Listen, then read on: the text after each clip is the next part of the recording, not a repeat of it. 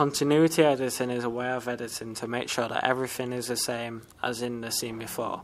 For example, in this scene of Batman when he's turning a corner, the shot cuts and the car is still travelling in the same direction.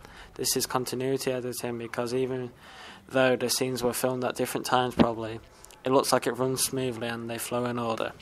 If it didn't continue on certain things will be different, such as a car might be out of place on the road, so it looks different in the next scene and doesn't flow properly.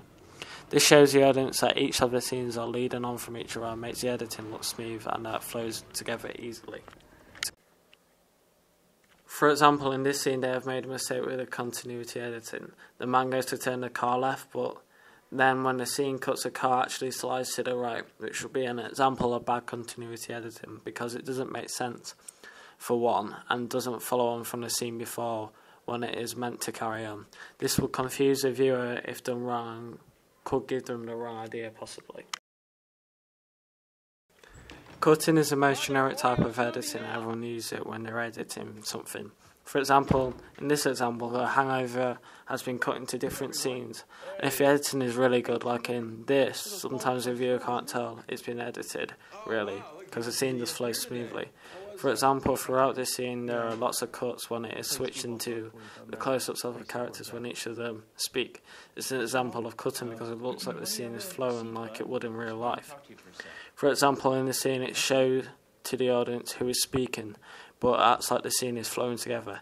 It just shows the cuts to show a different person speaking and makes it more enjoyable for the viewer instead of just keeping it in one shot. Fades. In this trailer for Transformers, they use one of the most generic fades, dip to black.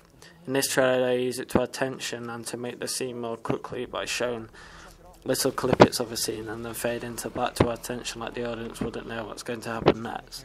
The fade to black effect can be used to show the ending of something and gives the audience the impression that a certain part has ended and can indicate that something new is going to happen after the fade to black has started, but normally and traditionally shows the end of a particular scene or sequence. Fades can also show the passing of time.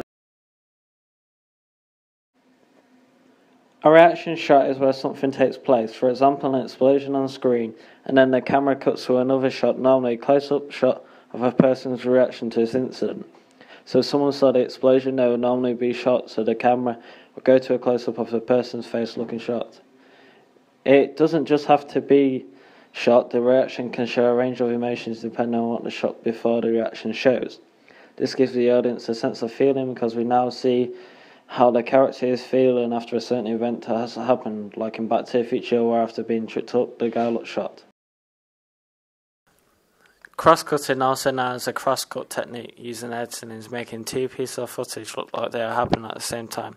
For example, in this clip there is a chase scene with a bike and a car, and then the camera cuts to a man walking out the hotel room as if it was happening at the same time. To then make it look like it is happening at the same time, and not after each other, it then shows a bike chase scene again a little bit later on, and then it cuts back to the man again, and so on and so on. Cross-cutting is normally just two scenes that have been shot then edited together, typically occurring at the same time within the film. The split screen effect is where the screen is traditionally split in half, but for example in the clip you can see now it is split into more than three, so it can be various amount of numbers depending on the person's preference and how they want to show the certain clip. It can be used for a few ways, one being like in the show 24. They use the split screen to almost the same effect as a cross-cut to show two clips running side by side each other to show that they are happening at the same time. In filmmaking, split screen is also a technique that allows one actor to appear twice in the scene. The simplest technique is to lock down the camera and shoot the scene twice, with one version of the actor appearing on the left-hand side and the other on the right-hand side. The scene between the two splits is intended to be invisible, making a duplication seem realistic. Montage, also known as the Kuleshov effect, is a technique in film editing in which a series of short shots are edited into a sequence to condense space, time and information. Viewers derive more meaning from the interaction of two sequential shots than from a single shot in isolation. Colours are used to effect to show how you can change the meaning of a scene. This gives the audience a feel that time could have been sped up and gives them information in smaller doses, but quicker for it. For example, a montage of a fight scene could show only 10 seconds of small clips, but at the end it shows a winner, so it quickens it up for the viewer, but they still get the idea from the montage clip. A sound bridge is the type of sound editing that occurs when sound carries over a visual transition in a film. This type of editing provides a common transition in continuity editing style because of the way it connects the mood as suggested by the music throughout multiple scenes. For example, music might continue through a scene change or throughout a montage sequence to tie the scenes together in a creative and thematic way.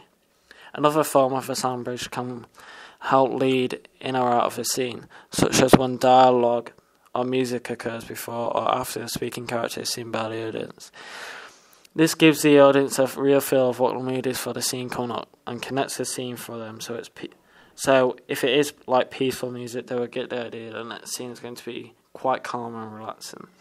But if your music is frightening, they'll get the idea that they could be scared watching this next scene. For example, the alarm clock in this Matrix clip starts off when the people are talking and carries on through to the next scene, so that the alarm clock is going off and starts the next scene.